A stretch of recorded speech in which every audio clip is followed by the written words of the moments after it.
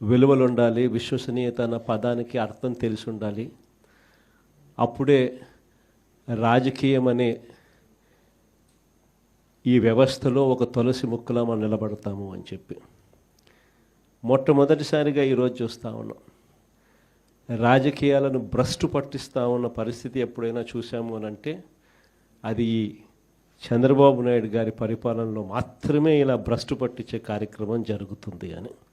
ప్రజాస్వామ్య పద్ధతిలో ప్రజాస్వామ్యబద్ధంగా ఎన్నిక కాబడ్డ ఎంపీటీసీలను, జెడ్పీటీసీలను, కౌన్సిలర్లను, ఇలా అనేక పదవుల్లో ఎన్నిక కాబడ్డ ఈ ప్రజాప్రతినిధులను ఈరోజు చంద్రబాబు నాయుడు గారు అనే వ్యక్తి తనకు బలం లేకపోయినా,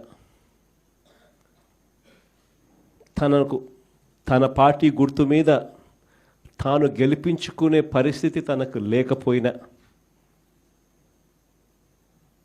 వేరే పార్టీ మీద గెలిచిన వ్యక్తులు వీళ్ళు అని తెలిసి ఉన్న, తానే ముఖ్యమంత్రిగా ఉన్నాడు, తానే ప్రజాస్వామ్యాన్ని పరిరక్షించాల్సిన బాధ్యతలో తానే ఉన్నాడు అన్న సంగతి కూడా తనకు తెలిసి ఉన్న, తానే దగ్గరుండి స్వయంగా ప్రజాస్వామ్యాన్ని ఖూనీ చేస్తూ ఉన్న పరిస్థితి ఈ రాష్ట్ర రాజకీయాలలో ఈరోజు జరుగుతూ ఉన్నాయంటే అది ఎంతటి దౌర్భాగ్యపు పాలన అని చెప్పి చెప్పడానికి వేరే ఉదాహరణ అవసరంలా.